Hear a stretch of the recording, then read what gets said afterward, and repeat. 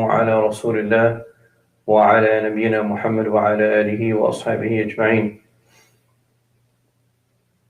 اللهم فقهنا في الدين وعلمنا التأويل يا رب العالمين. يا حي يا قيوم برحمتك أستغيث أصلح لنا شأننا كله ولا تكلنا إلى أنفسنا طرفة عين. The author rahimahullah, he continues, and we're continuing from the chapter of Siyam, of fasting. He says, he continues with a chapter or a subheading on the ruling of forgetfulness or compulsion. And he says, وَإِن فَعَلَهُ نَاسِيًا أَوْ مُكْرَهًا لَمْ يَفْسُدْ.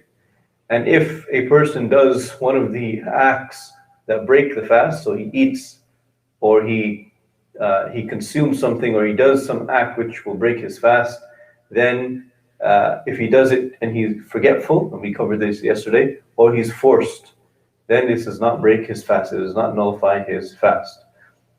Then he, rahimahullah, he goes on to say, he says mistakes, and now he will talk about the mistakes when a person eats and he thinks it's night, or he thinks when in reality it is the daytime. What happens? So he says, rahimahullah, وَمَنْ أَكَلَ يَظُنُّهُ لَيْلًا فَبَانَ نَهَارًا فَعَلَيْهِ الْقَضَاء. He says, so whoever eats, he thinks that it's night, but in reality it turns out to be the day, then he must make up that day. So he must make up that day. And then he says, rahimahullah, وَمَنْ أَكَلَ شَاكًّا فِي طُلُوعِ الْفَجْرِ لَمْ يَفْسُدْ صَوْمُهُ وَإِنْ أَكَلَ شَاكًّا فِي غُرُوبِ الشَّمْسِ فَعَلَيْهِ الْقَضَاء. So he says, whoever eats and he has a doubt at the time of that Fajr has arrived, so he's not sure has Fajr arrived or not, right? He has a doubt, and he's eating, then his fast is not nullified. Because the asl is that the night, baqa al-layl, that the night, it is night. If you're coming from the night, then the asl is that it is night. However, he goes on to say, وَإِنْ أَكَلَ شَاكًا فِي غُرُوبِ الشَّمْسِ. And if he eats and he thinks that the sun has set it already, then he needs to make up qada, he needs to make up another day for missing that day, because the asl in that case, the origin in that case, is that it is the daytime, right? So as long as it's the daytime, you need proof, you need solid proof, you need some solid evidence that the sun has set. So if he's in doubt, then what do? You go back to the certainty, and you are certain that it is the daytime. And that is why if he eats in the morning time, he's certain that it was night, but he is doubtful if it is the morning. So in that case, he does not have to make up his fast. Wallahu a'lam. And in either of the cases where he needs to make up his fast, there's an important point to note here, that he's not getting sins, or he's not getting ithm, right? For this, if he's doubtful, right? He does not get ithm. Rather, it is just from an aspect of, is his fast accepted or not, and he needs to make it up, inshallah. Then the author, rahimahullah, he goes on to another chapter and he says, Babu Siyamu at-Tatawwu', the chapter of voluntary fast. And this chapter, the author mentions all of the different fasting which is voluntary, which a person can do, which is outside of the month of Ramadan. He says, أفضل الصيام صيام داود عليه السلام كان يصوم يوما ويفطر يوما. He says, rahimahullah, that the best fasting is that of the Prophet Dawood alayhi salam. He used to fast one day, and he used to fast every other day. So he used to fast one day, and another day, the day after, he would take a break. And that is the best type of fasting, as the Prophet sallallahu alayhi wasallam told us in an authentic hadith. وأفضل الصيام بعد شهر رمضان شهر الله الذي يدعونه المحرم وما من أيام عمل الصالح فيهن أحب إلى الله من عشر ذي الحجة. And then he, rahimahullah, he says that the best fasting after the month of Ramadan is the month of Allah that they call Muharram. So it is the month of Muharram, كما ثبت في الصحيح, as it is mentioned in the authentic ahadith. وَمَا مِنْ أَيَّامٍ, and there is no other days which righteous deeds are more beloved to Allah subhanahu wa ta'ala than the first days of the Hijjah.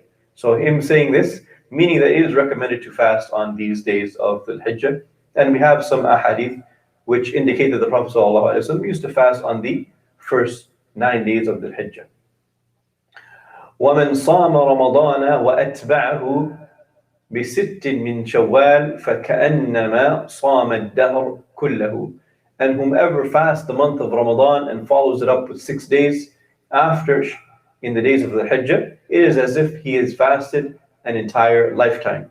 And this is also mentioned in the authentic ahadith. And the reason is because the deeds are multiplied by 10. So if a person fasts for 30 days, you multiply this by 10, it equals to 300. And if you fast 6 days extra, it will equal 360. And that is the entire year for a lunar calendar, 360 days. And if a person continues to do this every single year, then it is as if he has fasted an entire lifetime. وَصِيَامُ يَوْمِ عَاشُورَ كَفَّارَةُ سَنَةٍ وَصِيَامُ يَوْمِ عَرَفَ كَفَّارَةُ سَنَتَيْنِ وَلَا يُسْتَحَبُّ لِمَنْ كَانَ بِعَرَفَ أَنْ يَصُومَهُ. And the fasting of the day of Ashura, the 10th day of Muharram, is an expiation of sins for 1 year.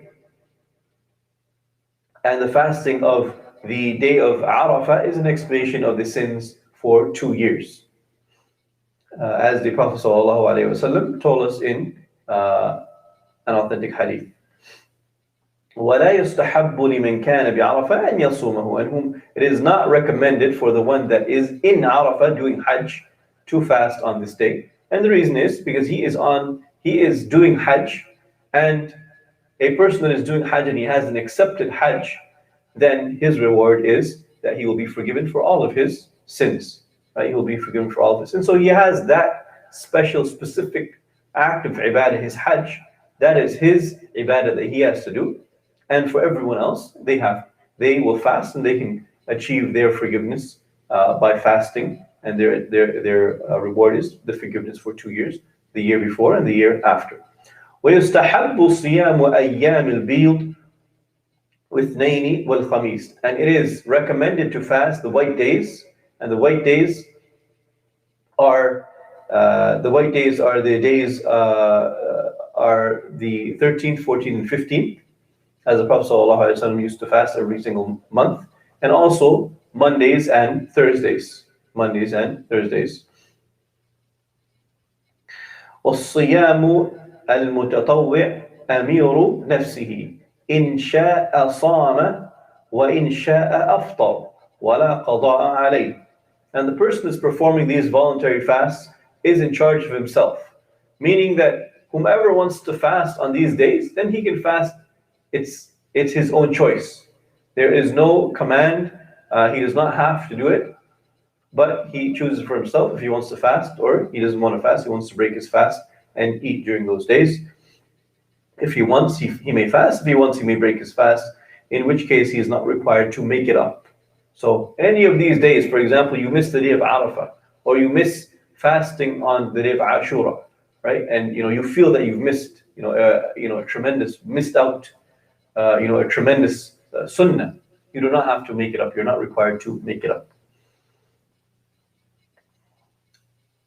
And he says, وَكَذَلِكَ سَائِرُ التَّطَوُّعِ إِلَّا الْحَجَّ وَالْعُمْرَةِ فَإِنَّهُ يَجِبُ إِتْمَامُهُمَا وَقَضَاءُ مَا أَفْسَدَ مِنْهُمَا. Likewise are all voluntary acts except for Hajj and Umrah. These two must be completed when invalidated. It is mandatory to make them up. So he goes on to a tangent here, which does not have to do with fasting, but it does have to do with making up the voluntary acts. So he says that likewise is every other voluntary act, meaning that if you miss a sunnah, right? 2 rak'ah sunnah or nafil, or you miss some other sort of sunnah in your life, you do not have to make it up. It is up to you. You know, you are an amir for yourself. You are the owner for yourself. You decide if you want to do that particular sunnah or not, except in two cases, and that is a hajj or a umrah. So a hajj, a second hajj, which would be a sunnah hajj, so a voluntary hajj, or an umrah, which is voluntary. If you do this and you do something to to mess up your hajj or your umrah, and you need to redo that hajj or umrah, then if it's invalidated, it is mandatory to make them up. So you have to redo it. If you do something to nullify the actual hajj or the umrah, even though it's a voluntary act, it's a sunnah act, then you still need to make it up. And he concludes by saying, وَنَهَى النَّبِي صلى الله عليه وسلم عن صوم يومين يوم الفطر يوم الأضحى ويوم الأضحى ونهى عن صوم أيام التشريك إلا أنه أرخص في صومهما في صومها للمتمتع إذا لم يجد الهدي. And then he rahimahullah, he says that the Prophet sallallahu alaihi wasallam said, or he forbid, naha, and Nabi sallallahu alaihi wasallam, he forbid fasting on 2 days, the days of Eid, which is the day of Eid al-Fitr and Eid al-Adha.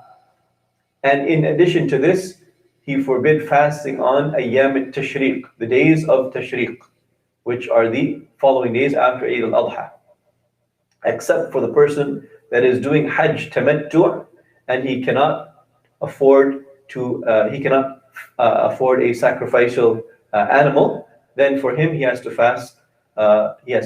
These days of Tashriq. It is permissible for him to fast these days. And then he says, وَلَيْلَةُ الْقَدْرِ فِي الْوِتْرِ مِنَ الْعَشْرِ الْأَوَاخِرِ مِنَ رَمَضَانِ. And the night of decree, Laylatul Qadr, is one of the odd nights in the last 10 days of Ramadan. And he puts this here because this is the chapter of fasting, and seeking the night of Laylatul Qadr occurs in Ramadan, which is from the chapter of fasting. So it is the most suitable to put it in this chapter. And he's basically just explaining or telling us that the night of Laylatul Qadr will occur in one of the odd nights in the last 10 nights of Ramadan. وصلى الله على نبينا محمد وعلى آله وأصحابه أجمعين.